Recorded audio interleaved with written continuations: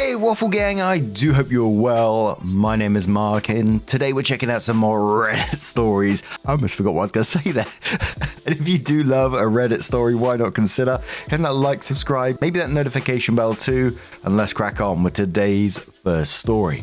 Much love, guys. Now, today's first story comes from Rude College 9343, and it says, am I the arsehole for having second thoughts about marrying my fiance? After a drunk comment. Not sure why I'm even here.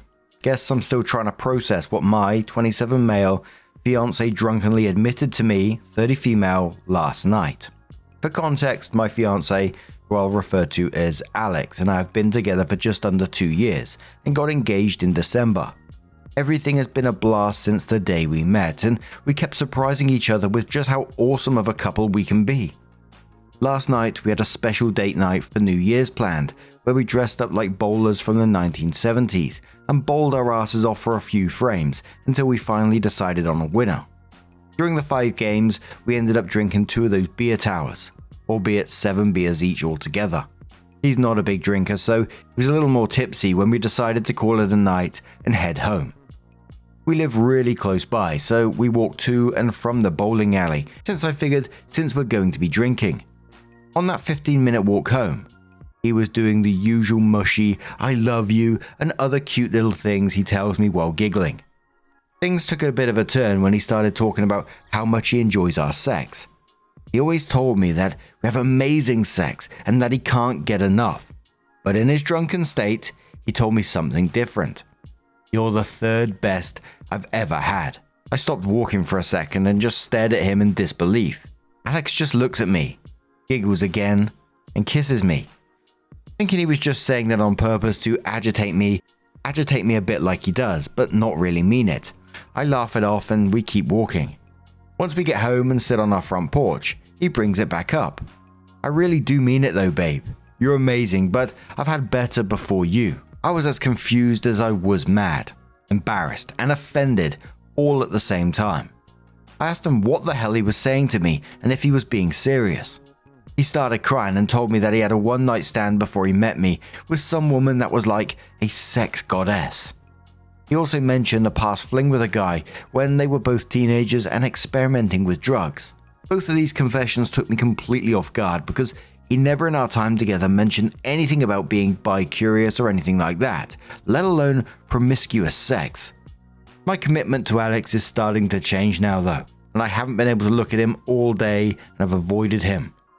I'm having second thoughts about following through with a marriage if he'll always think of me as a 3rd place prize. Even if I did think there was something about Alex that wasn't as good as a past relationship, I wouldn't openly tell him that I thought he wasn't as hot, handsome, has a small dick, etc. That just seems kind of mean and feels a little malicious or petty. Am I the arsehole for reconsidering the engagement? The top commenters say on this one, first one says not the arsehole, saying it once was a slip, twice was deliberate. Next commenter says you're not the arsehole for having second thoughts. What he said was hurtful and unnecessary. Even if he was drunk, it's okay to take time to process this and decide if you can move past it together. Another commenter says sounds more like he wanted to unleash the truth but didn't want the repercussions of doing it while sober. Now he can say he was just drunk. Another commenter says not the arsehole. I mean, he clearly thought a lot about this to make this list. Go into it even more detail about the women and to knowingly hurt your partner. To what end exactly? Like that screams I don't like you anymore, doesn't it? Laughing like a sociopath or doubling down. Who would want to marry this person? So, sometime later, OP came in with her update and says so Alex tried to apologize. The morning after we went out, he pretended everything was okay and was as sweet with me as usual. But I was short with him and ignored his texts all day leaving for work. When we both got home in the evening, I still couldn't even look at him. And so he asked me what was wrong, and I told him. Apparently, he hardly remembers a thing after we finished bowling. He recalls walking home and saying some things he felt embarrassed about, and then sitting outside and cuddling with me on the porch. I told him exactly what I remember him saying, and he looked mortified. He apologized profusely and told me I'm the only person he slept with and ever cared this much about. But I told him he'd humiliated me and made me feel like I was the problem. and needed some time apart. So he volunteered to stay with his brother to give me some space.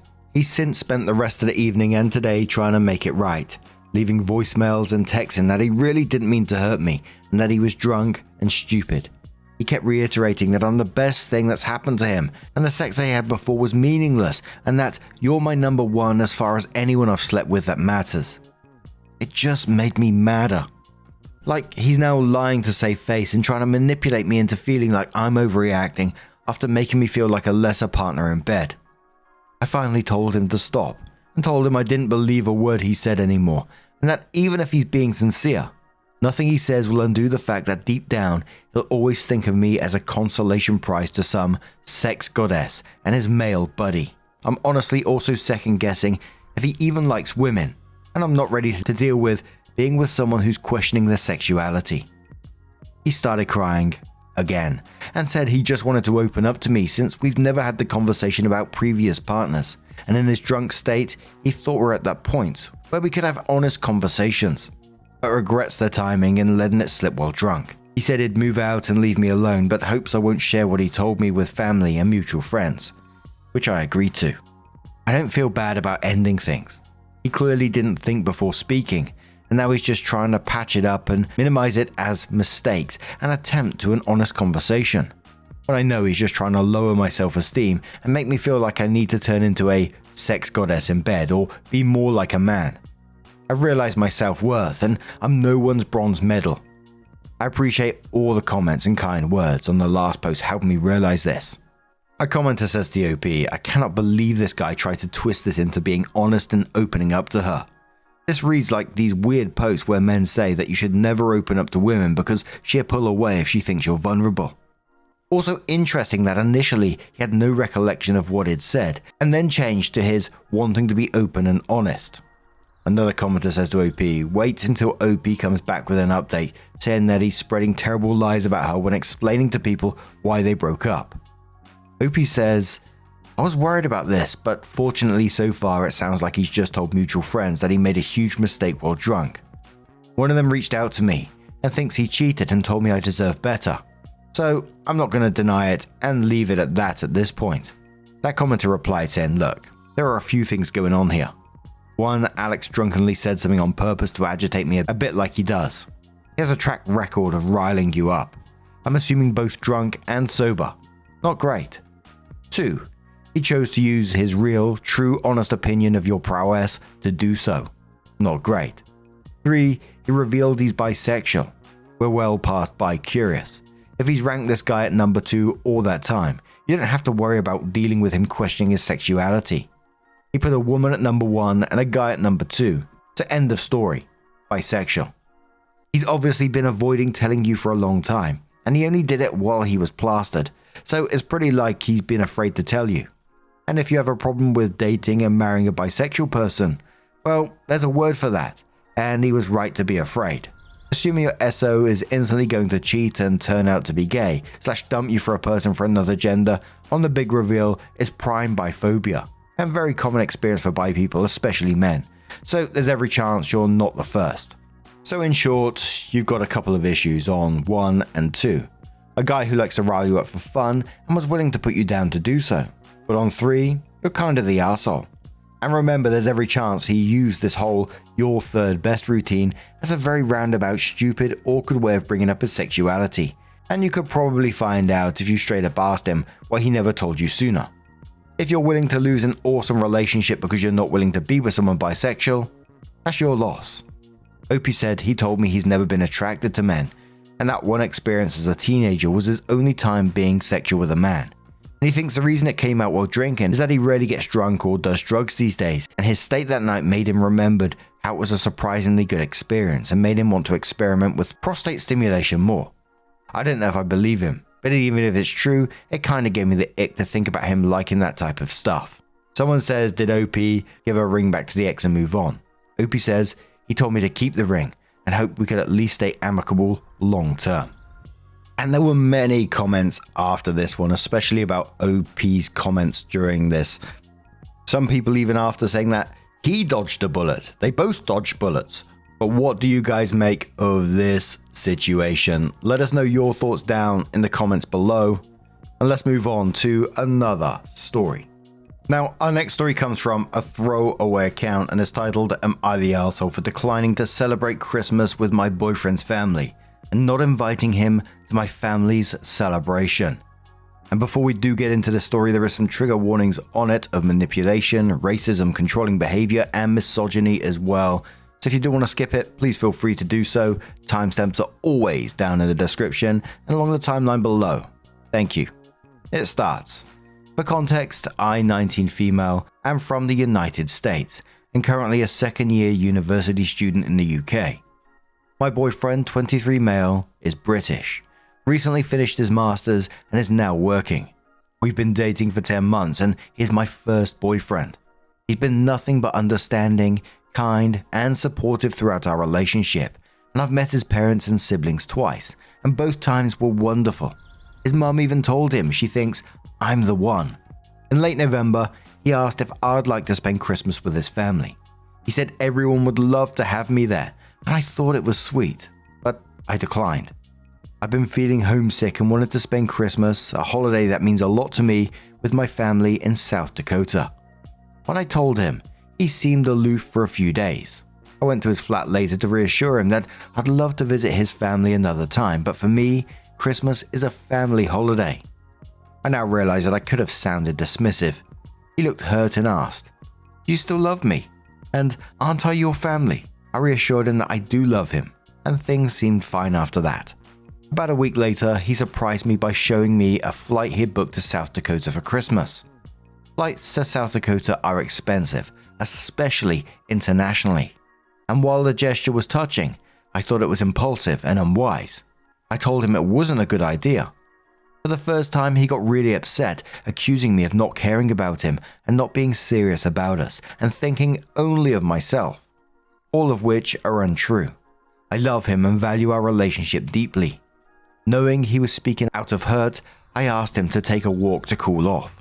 When he returned, I explained that he means everything to me, but I wasn't ready for him to meet my family.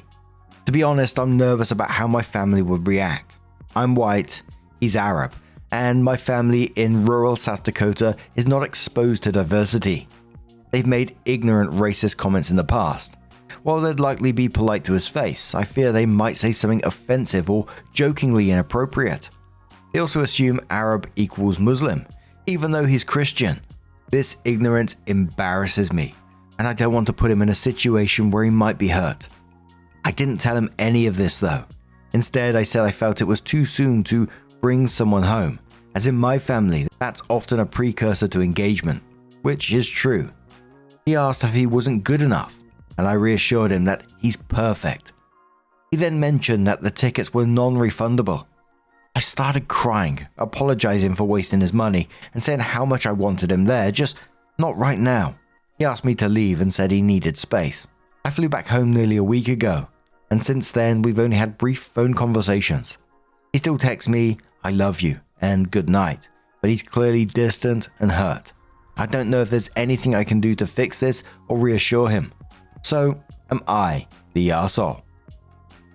So the comments on this one, someone said, "You're the arsehole. Your family is pretty racist and you might as well tell him that now. The reaction is going to be the same if you brought him there now or 5 years from now. Your intent is selfish in nature. You're not protecting him. You're protecting yourself from the criticism you're going to get. He's hurt now. Wait till he meets your parents and realize you kept such a massive thing a secret." Opie says, "My immediate family, mum, dad and sister, are very open and totally fine with me dating him. It's my extended family. Grandma, aunts, uncles and cousins I'm extremely worried about." A commenter says to OP, "No one is the arsehole in my opinion, but you've both made big errors. Buying a non-refundable international flight without telling you is very unwise, like you said. But you're not being a good partner by hiding the truth about your family from him. You're 19, so I'm not going to say you're the arsehole, but this is an arsehole move. He deserves to know your true motivations. I'm sure he would understand if you just explained it kindly. Nearly everyone has experiences with ignorant family. Did you even tell your family about where he's from though?" OP says, "My entire family knows his race. My immediate family, parents and sister, are in full support and it doesn't bother them at all. My extended family, grandma, aunts, uncles and cousins have already made racist remarks about him. Most of them try to pass off as jokes. Commenter replies saying, "You push back against that. Have you made it clear to them that this is serious and they need to cut it out? Unless you're planning to go low contact with your family and live in the UK full time, this isn't going to end well." Trying to push the meeting off into the future. OP says, "My boyfriend and I want to live together in the UK once I graduate. My family doesn't know this yet, and I think this would be another reason to get mad at him. They're already livid about me going to another country for uni. As for their racism, I have told them I didn't appreciate it, but most of the comments I have heard through my sister after they happened." A commenter says to OP, "Bold of him to book non-refundable plane tickets without talking to you. Pretty huge red flag, to be honest. You've been together 10 months. He needs to chill the fuck out. This seems controlling and clingy. When you get back, you need to be honest with him that you weren't sure your family would behave, and also that you felt him buying tickets was presumptive and moving too fast. You're 19, you don't need to rush things, and he needs to respect your boundaries." OP says, "Thank you so much. This was really helpful." A couple of days later, OP comes in with a first update and says, "My boyfriend 23 male and I 19 female. Have been dating for 10 months now. He's from the UK where I study at university, and I'm currently back in the USA for winter break. I made a horrible mistake about how I handled his invitation to Christmas and refusing to let him come to mine," in another Reddit post of mine. "Yesterday I decided to call him to try and fix things, since what I did was so wrong. I explained my family's issues with his racism. He's Jordanian and I'm white, and how I was wanting to protect him and trying to handle my family's problems before he gets introduced. I acknowledged that I should have told him and handled it poorly, but would be honest with him from now on. I also told him that I had a conversation with my family about my relationship and told them any racist behavior from their end would be completely unacceptable. Initially, he was understanding of my situation. He said my family didn't change the way he felt or viewed me. He was glad I was honest, and he apologized for his reactions earlier. After a while, he said that after what happened, we should lay some ground rules for each person in our relationship. I thought it was going to be things like honesty, trust, consideration, etc. Instead, he literally gave me things I must do in order for this relationship to be successful. Firstly, he told me I couldn't make decisions about things without him first. He basically said that relationships require sacrifice and compromise. And with big things such as Christmas, vacations, etc., I would need him to be okay with me doing these things. He said it was childish of me to be in the habit of doing whatever I want. Secondly, he told me I should distance myself from my family. I actually understand his reasoning here, considering how some of them are racist and not great people. I told him it was complicated, but I still love them despite this, which might make me just as bad. Not sure. I can still see where he was coming from. So I told him that if they ever made a racist comment about anyone in front of me, I would try to educate, and if that didn't work, I would distance myself. He then said I was playing the middleman, and that was unfair to him. He said in a few years when we get married, I would have to make the choice. He finally told me he wants my location on at all times and wants me to go low contact with my male friends, most of which are gay anyways. I told him lots of these rules seemed over the top, and in the most patronizing tone he said, "You've never been in a relationship before, and I'm older than you, so you should listen." The moment he said that, I thought it didn't sound like him at all. Most of the time, he is the most easygoing and relaxed person, so I couldn't believe it. I told him I didn't appreciate being talked to like a child, and if he wanted to be someone's father, then he should look for another person. He said that while he still forgave me for what I did earlier, my behavior was a testament to how immature I am. He then said he would continue this conversation another time and hung up, before we could even say goodbye. I feel like I partially caused this shift in his behavior by inadvertently making him insecure because of my refusal to let him come. Before this, he was honestly the last person I would ever consider getting insecure. He is very good looking, has a good career, and has always been confident, so I would never think he would act this way. It breaks my heart to know that I caused his actions, and want to know how I can convince him to let go of the rules so things can go back to the way they were. Or am I the arsehole for declining to follow the rules, and should I just follow them? Edit, I've been in this relationship for 10 months, and I really do love him. I told my friends things he said, and they've reiterated the points made here. But I guess it's hard for me to wrap my head around how he could go from such a good guy to this. I'm not sure what I'm going to do yet, but please be mindful that it's a lot more difficult for me to look at this objectively. Second edit. I appreciate everyone's comments and support, and I've read every single comment and I've thought about my relationship all afternoon. I cried when I realized I must end things. I'll be calling and texting him tomorrow morning and breaking up. There were some questions to OP about does she live with her boyfriend and what do her friends think of the relationship altogether. OP says we don't live with each other. Sometimes I stay over at his flat, but I live in my uni accommodation. My friends in the UK really like him. We've been to the pub together as a huge group and it's always been a lot of fun. He's very kind and funny, so they've never had issues with him. My friends in the US didn't mind him until this entire thing happened. Since they never met him in person, I would send photos of us and screenshots of our texts and they would all say how in love we looked. Before this, he was legitimately perfect. I met him in my university cafe where he brought me coffee and chatted me up. He was so charismatic and made me feel so special, always remembering little details and giving me random surprise gifts.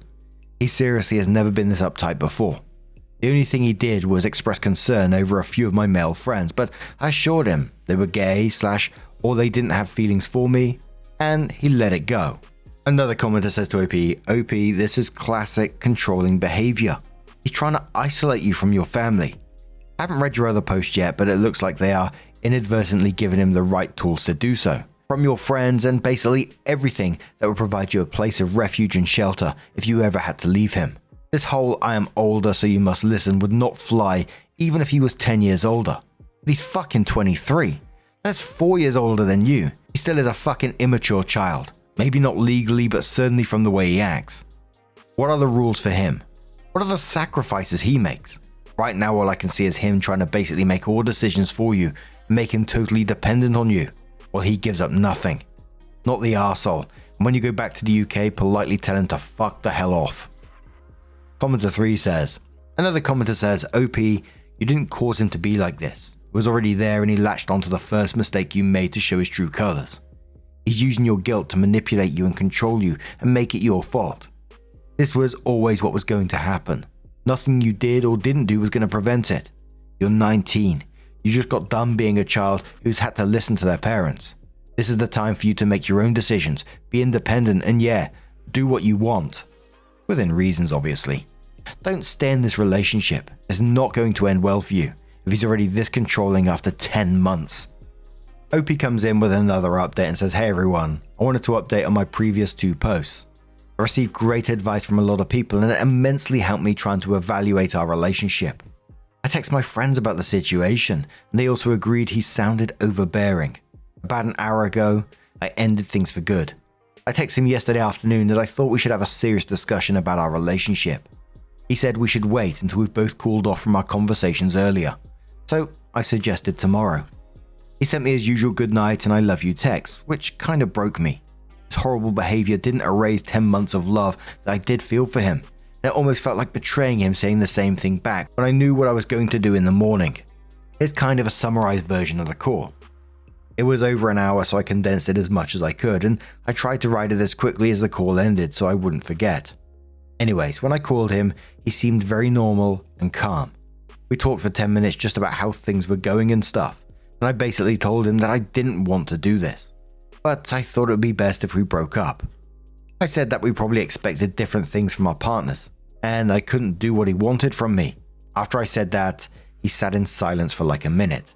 I thought the call had dropped, but then he said he was processing what I said.